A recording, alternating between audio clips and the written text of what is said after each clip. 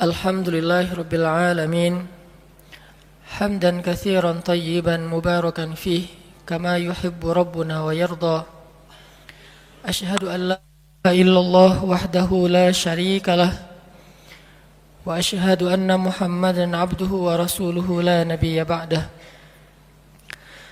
Allahumma salli wa sallim wa barik ala Sayyidina Muhammadin Kama dhakarahu dhakirun al-akhyar وصل وسلم وبارك على سيدنا محمد ما اختلف الليل والنهار وصل وسلم وبارك على سيدنا وحبيبنا ومولانا محمد وعلى المهاجرين والأنصار عباد الله أوصيكم ونفسي بتقوى الله وتزودوا فإن خير الزاد التقوى إن أكرمكم عند الله أتقاكم فاتقوا الله ما استطعتم ولقد قال الله تعالى في القرآن الكريم أعوذ بالله من الشيطان الرجيم يا أيها الذين آمنوا اتقوا الله حق تقاته ولا تموتن إلا وأنتم مسلمون. Jamaah Jumat yang dirahmati Allah Subhanahu wa taala.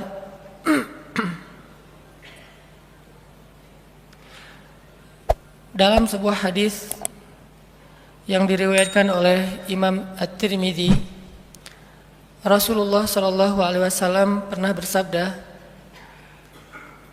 An Abdullah bin Mas'ud radhiyallahu an qala Rasulullah sallallahu alaihi wasallam, Ala ukhbirukum biman yahrumu 'alan nar aw biman tahrumu 'alaihi an-nar ala kulli qaribin hayyinin sahlin. Dari Abdullah bin Mas'ud radhiyallahu an, ia berkata, Rasulullah sallallahu alaihi wasallam bersabda, maukah kalian aku beritahu orang-orang yang tidak akan disentuh oleh api neraka atau orang yang tidak akan masuk ke dalam api neraka? Mereka adalah setiap orang yang memiliki sifat qaribin hayyinin sahlin. Hadis riwayat At-Tirmidzi. Dalam riwayat yang lain disebutkan ala kulli hayyinin layyinin qaribin sahlin. Orang yang memiliki 4 sifat, yaitu sifat hayyin, sifat layyin, sifat qaribin, dan sifat sahlin. Shadaqa Rasulullah sallallahu alaihi wasallam. Jamaah yang dirahmati Allah, ada 4 sifat yang kita bisa ambil di dalam beberapa hadis tadi. Sifat yang sangat diistimewakan oleh Allah Subhanahu wa taala pada diri seorang hamba. Bahkan Nabi sallallahu alaihi wasallam sampai memberikan jaminan, siapapun yang memiliki 4 sifat ini tahrumu alaihin nar. Api neraka tidak akan membakarnya, atau dia tidak akan mungkin masuk ke dalam api neraka. Sifat yang pertama adalah sifat hayyin. Kalau kita membaca di dalam Al-Quran, di antara ayat yang menjelaskan tentang sifat hayyin ini adalah surat Al-Furqan ayat 63. Allah Subhanahu wa taala berfirman, A'udzu billahi minasy syaithanir rajim. Bismillahirrahmanirrahim.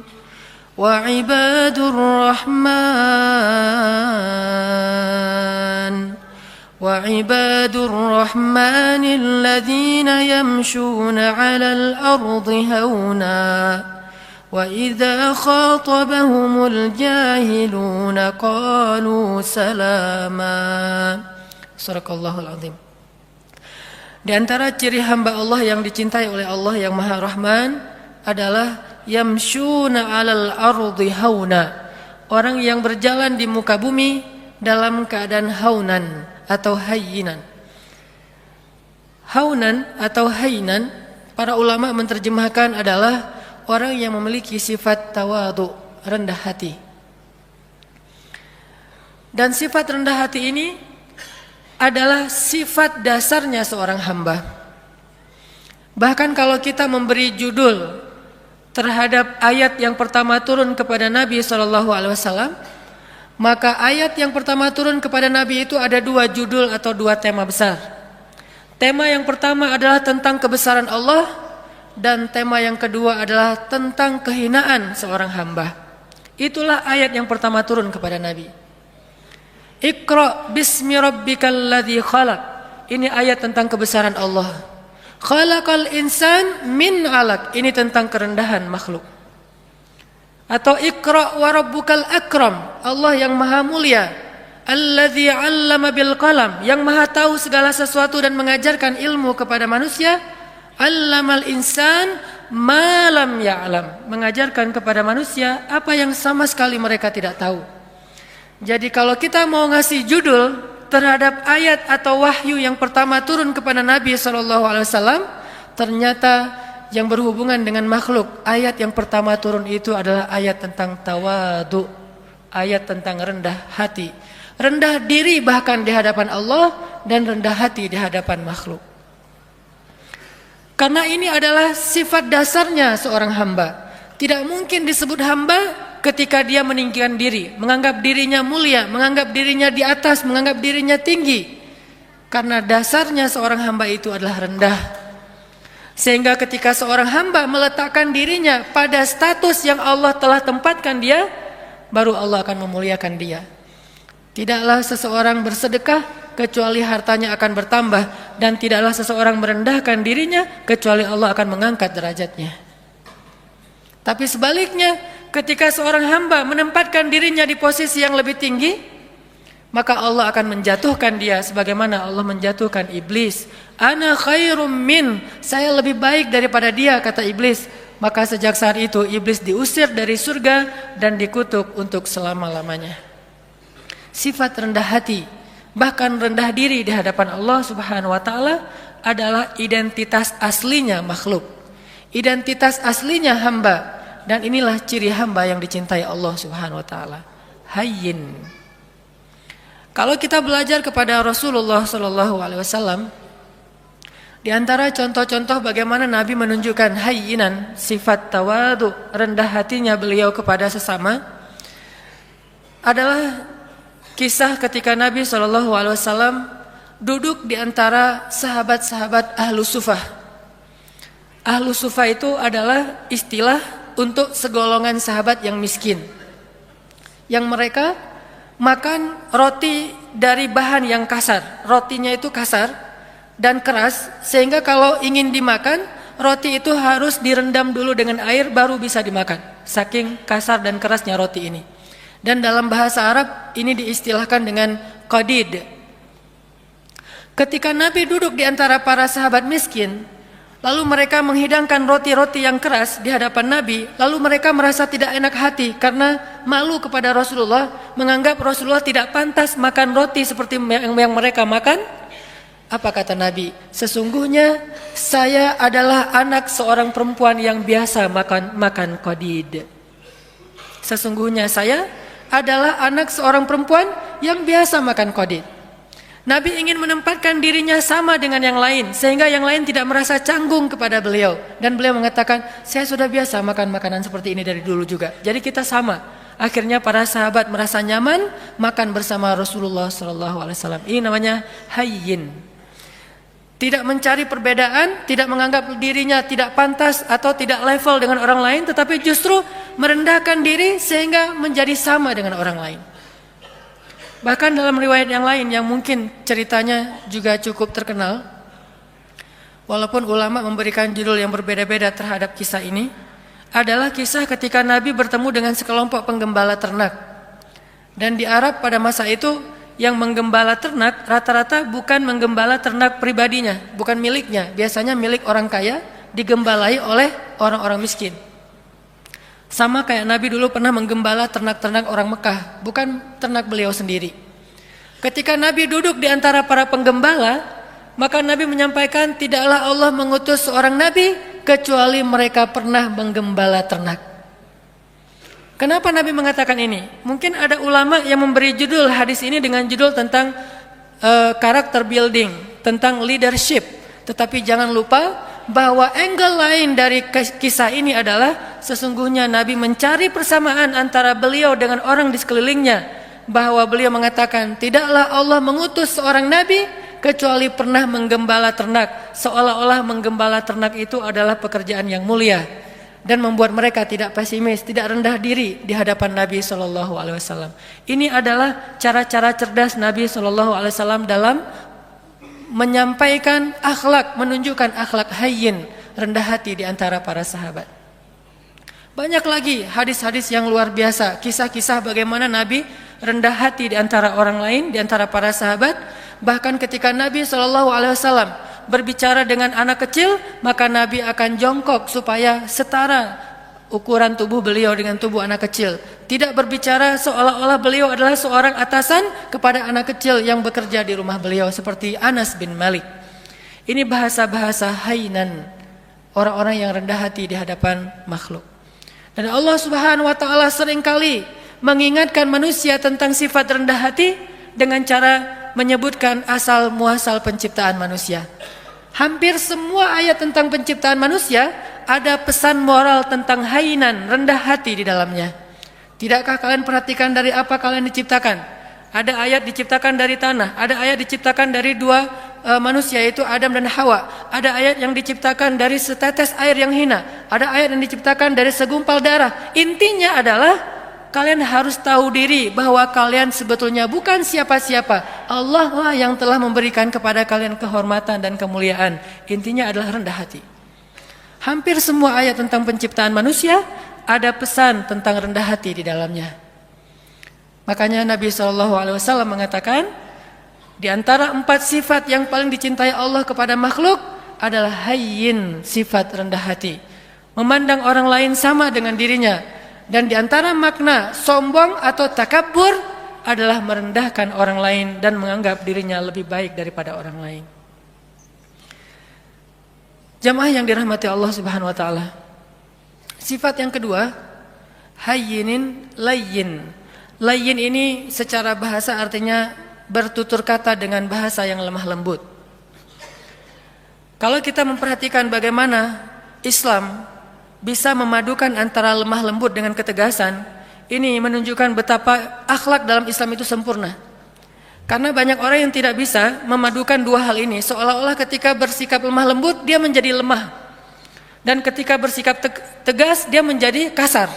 Padahal tegas dan kasar sesuatu yang berbeda, lemah dan lembut juga sesuatu yang berbeda.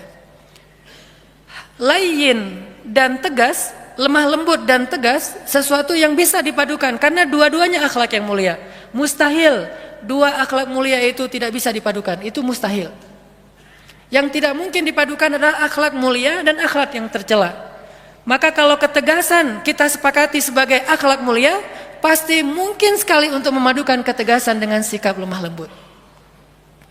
Bahkan salah satu ayat yang cukup jelas mengajarkan kepada kita tentang sikap lemah lembut dalam situasi apapun adalah ayat ketika Allah mentarbiyah, mendidik Musa dan Harun ketika mengutus keduanya untuk berdakwah kepada Firaun.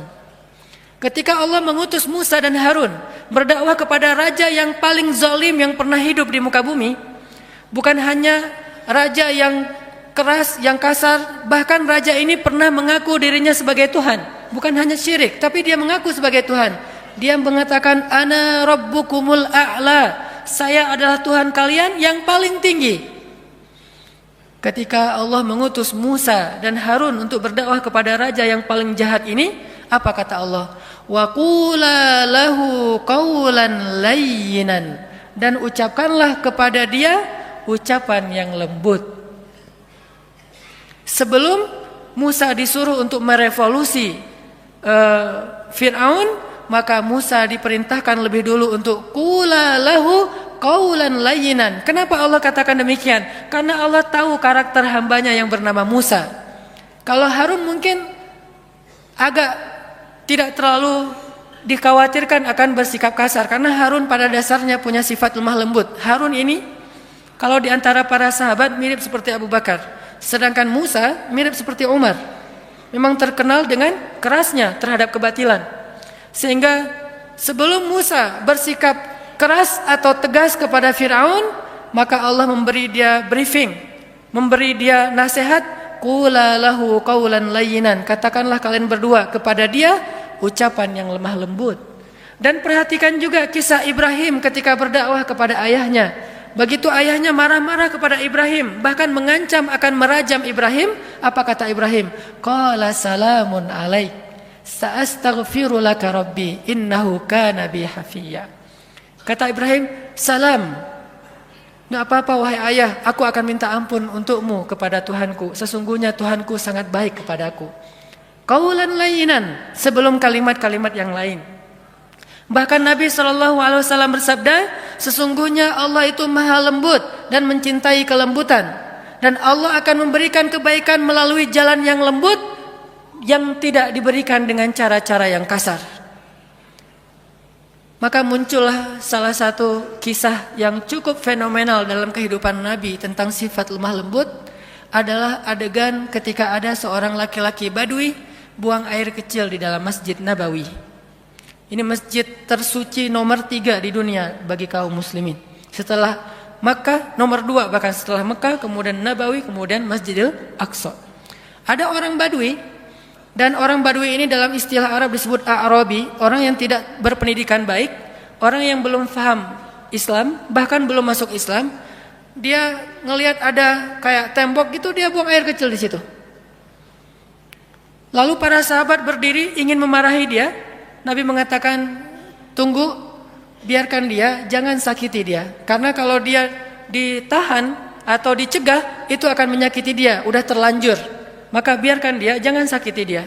Setelah dia selesai dengan hajatnya, maka Nabi kemudian ingin mengambil air, tetapi para sahabat mendahului beliau dan membersihkan kotoran laki-laki tadi.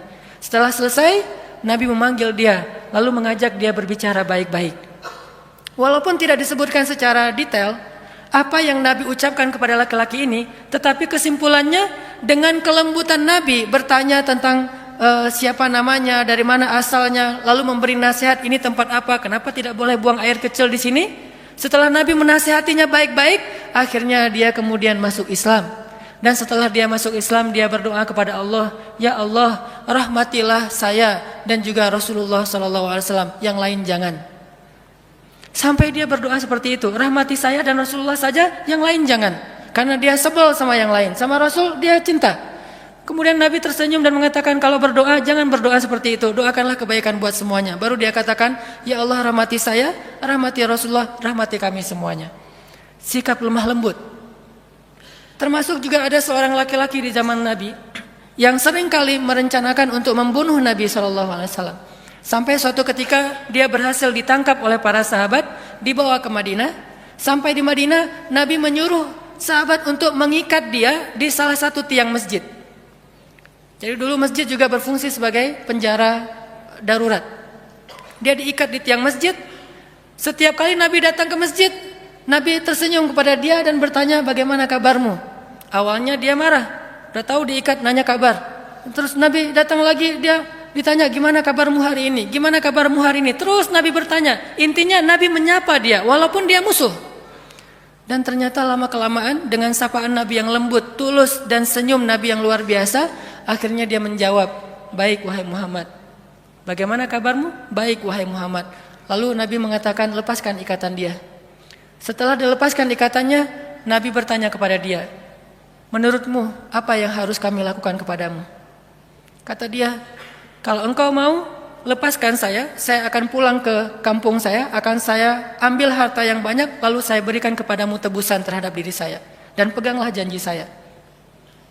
Maka Nabi mengatakan, tidak, engkau tidak perlu menebus, engkau bebas. Dia mengatakan, saya bebas? Ya, tapi kalau kamu ingin kembali ke negerimu, mandilah terlebih dahulu. Dia disuruh mandi. Setelah dia selesai mandi, dia diajarkan cara berwudu. Ternyata gara-gara keadaan suci itu Allah menurunkan hidayah ke dalam hatinya, lalu dia masuk Islam. Setelah dia masuk Islam, dia ketemu dengan Rasulullah, dia mengatakan, sungguh dulu engkau adalah orang yang paling saya benci, maka sekarang engkau adalah orang yang paling saya cintai. Allah mengubah sesuatu dengan sifat lemah lembut yang tidak bisa diubah dengan sifat yang kasar dan keras. Lalu muncul lagi adegan seorang laki-laki di zaman Nabi, Muslim, tapi dia suka minum. Lalu ketika dia dalam keadaan mabuk, dia suka mengganggu orang di jalan. Sehingga ditangkap oleh para sahabat, dihadirkan kepada Nabi. Nabi mengatakan, ikat dia di depan masjid. Lalu Nabi mengatakan, kita akan menghukum dia dengan cara setiap orang yang datang ke masjid mengambil sendalnya dan memukul dia dengan sendal mereka. Setiap masuk masjid, sendal dipegang, pukul. Dan memukulnya pun di bagian yang tidak akan melukai. Mungkin di lengannya atau di kakinya. Dipukul lalu masuk ke masjid, supaya dia sadar. Lalu tiba-tiba ada seorang laki-laki, sahabat, memukulnya sambil mencela dengan mengatakan, celaka kamu. Maka Nabi SAW mengatakan, jangan begitu. Janganlah engkau membantu syaitan untuk mencelakakan saudaramu. Tegas tetapi tetap menjaga kehormatannya. Sampai Nabi bersabda, kalau kita baca kitab Riyadhus Shalihin ada bab yang khusus masalah ini. Nabi bersabda, jika budak perempuan kalian berzina, maka cambuklah dia, tetapi jangan mencela dia. Kalau dia berzina untuk kedua kalinya, cambuklah dia, tetapi jangan mencela dia. Kalau dia berzina lagi untuk ketiga kalinya, maka juallah dia walau dengan harga seutas tali yang murah, tetapi jangan mencela dia. Dalam Islam tidak ada ruang untuk mencela siapapun. Tetapi hukum, hak agama untuk ditegakkan. Sedangkan celaan bukan bagian dari agama. Ini sikap lemah lembutnya Islam tanpa kehilangan ketegasannya. Kemudian Nabi juga mengatakan tentang bagaimana seorang suami kepada istri. Istausu bin nisa'i khairan fa innal mar'ata khuliqat min dhila wa inna a'wajad dhila a'lah. Perlakukanlah istri kalian dengan lemah lembut, dengan baik. Karena sesungguhnya perempuan itu tercipta dari tulang rusuk, dan tulang rusuk yang paling bengkok itu yang atasnya. Jika kalian terlalu kaku, keras, mereka akan patah.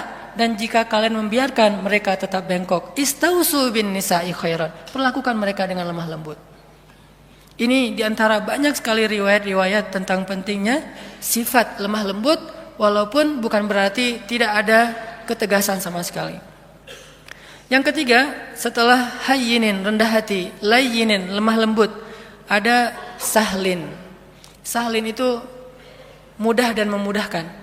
Kalau ke dirinya easy going, kalau ke orang lain itu dia sangat gampang, enjoy gitu, tidak terlalu mempersulit urusan orang lain.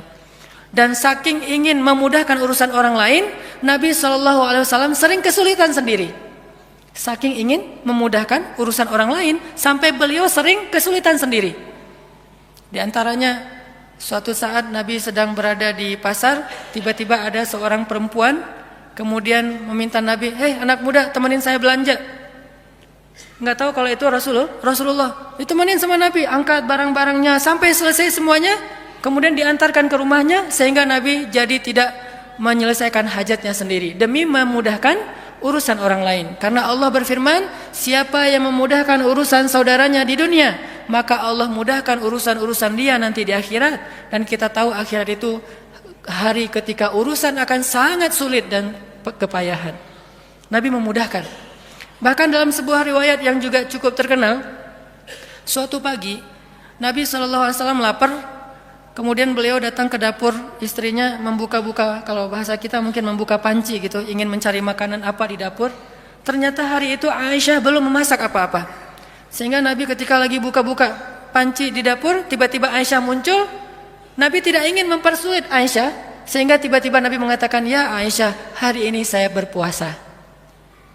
Sehingga Aisyah otomatis mengatakan, "Oh ya sudah kalau gitu sekalian, memang saya hari ini tidak memasak. Bukankah puasa sunnah boleh niat belakangan dengan syarat belum makan apa-apa?" Akhirnya Nabi yang tadinya niat tidak puasa gara-gara tidak ada makanan, dan tiba-tiba Aisyah muncul. Dan kalau Nabi sampai ketahuan lagi buka-buka panci, nanti Aisyah terpaksa harus belanja, masak segala macam. Untuk memudahkan Aisyah, Nabi mengatakan langsung, "Aisyah, hari ini saya berpuasa." Sehingga Aisyah tidak perlu merasa bersalah karena tidak memasak hari itu. Lihat bagaimana Nabi memudahkan urusan keluarganya. Bahkan ketika ditanya kepada Aisyah, "Ya Aisyah, apa yang dilakukan Nabi di rumah?"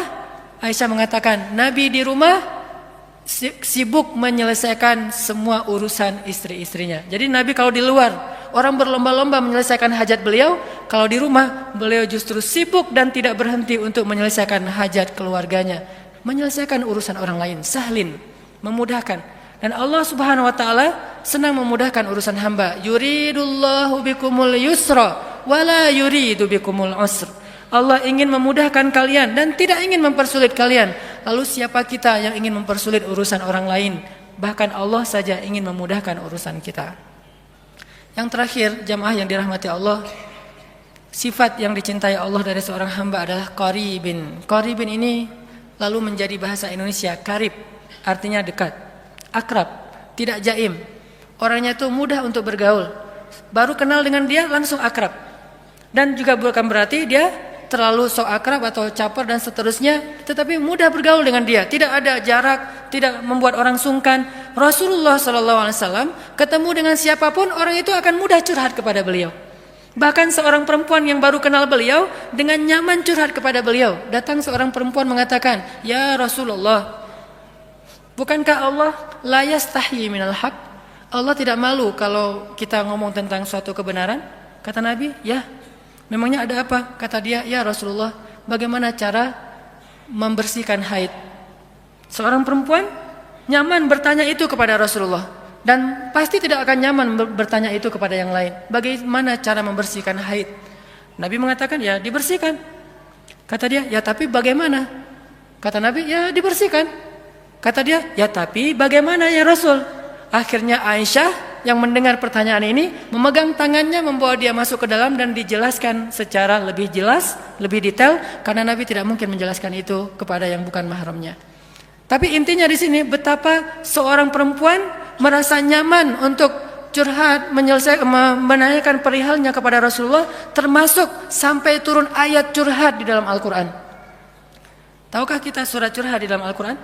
Surat curhat itu namanya Al-Mujadalah atau Al-Mujadilah. Kalau kita baca Al-Mujadilah artinya curhat. Kalau kita baca Al-Mujadilah artinya perempuan yang sedang curhat. Sampai turun ayat tentang curhat, seorang perempuan datang kepada Rasulullah dan menanyakan perihal masalah keluarganya kepada Rasulullah SAW. Dan tidak ada orang yang datang kepada Nabi dalam keadaan kecewa. Maka jamaah yang dirahmati Allah Subhanahu Wa Taala, tunjukkan 4 sifat ini dalam kehidupan sehari-hari kita. Mulai dari keluarga, tetangga, siapapun, bahkan orang yang kadang kita tidak kenal di jalan. Bukankah dengan tersenyum kita bisa mencairkan suasana? Bukankah dengan sedikit mengalah itu tidak akan merugikan kita? Kita adalah muslim, dan sebagai muslim kita punya tanggung jawab untuk memperlihatkan bahwa Islam itu agama yang indah, agama yang terbaik. Jangan sampai agama Islam ini dicela justru karena akhlak kita yang tidak baik. Berarti kita telah mencoleng agama kita sendiri. Barakallahu li wa lakum.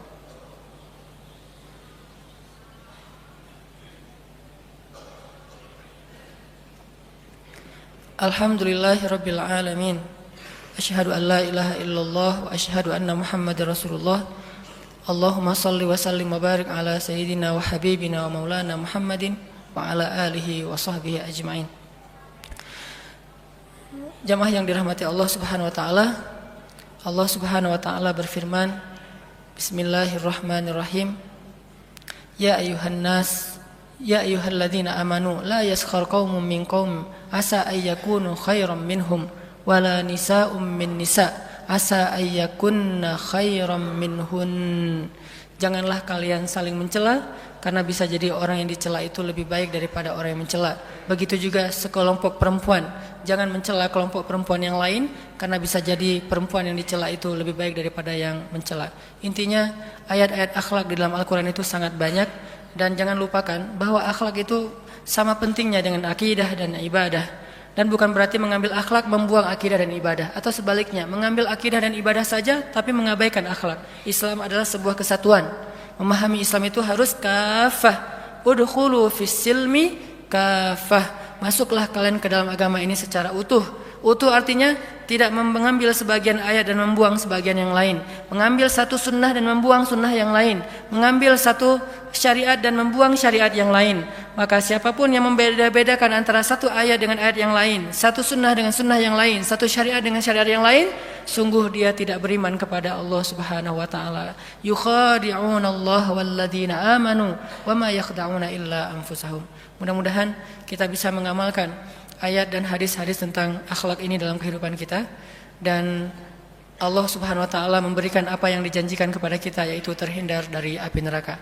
Terakhir, marilah kita sama-sama berdoa, dan saya selalu berharap kaum muslimin di seluruh dunia, hari Jumat adalah yaumud du'a, hari diijabahnya doa. Maka bantulah saudara-saudara kita di Suriah, di Palestina, di Rohingya, di seluruh dunia, termasuk mungkin yang di Indonesia seperti di Aceh dan di seluruh Indonesia. Bantulah mereka dengan doa. Mudah-mudahan doa-doa kita akan meringankan urusan-urusan mereka dan akan mendatangkan pertolongan Allah Subhanahu wa taala kepada mereka. Bismillahirrahmanirrahim. Allahumma ighfir lana walil muslimin. Allahumma ighfir lana waliwalidayna warhamhuma kama rabbayana shighara. اللهم إنا نسألك الهدى والتقى والعفاف والغنى. اللهم أعنا على ذكرك وشكرك وحسن عبادتك. ربنا آتنا من لدنك رحمة وهيئ لنا من أمرنا رشدا واجعل لنا من كل ضيق مخرجا ومن كل هم فرجا ومن كل عسر يسرا. اللهم انصر الإسلام والمسلمين. اللهم انصر المسلمين في فلسطين. اللهم انصر المسلمين في سوريا. اللهم انصر المسلمين في العراق. اللهم انصر المسلمين المستضعفين المظلومين في رهينيا. اللهم انصر دعوتنا يا الله. اللهم اشف صدور المسلمين يا الله. اللهم اجعل بلدنا هذا إندونيسيا بلدا آمنا بلدا آمنا بلدا آمنا وارزق أهله من الثمرات من آمن منهم يا رزاق. ربنا هب لنا من أزواجنا وذرياتنا قرة أعين واجعلنا للمتقين إماما. Ya Allah, ya Arhamar Rahimin, ampunkanlah dosa-dosa kami ya Allah, maafkanlah kesalahan kami ya Allah. Ya Arhamar Rahimin, anugerahkanlah kepada bangsa kami ini pemimpin-pemimpin yang taat kepadamu dan adil kepada manusia. Berilah petunjuk-Mu kepada pemimpin-pemimpin kami dan bimbinglah ulama-ulama kami. Berilah hidayah-Mu kepada pemuda-pemuda Islam di Indonesia dan bangkitkanlah Islam di tangan-tangan para pemudanya. Berikanlah kepada kami keluarga-keluarga yang menjadi penyejuk mata kami dan jadikanlah kami imam dalam ketakwaan.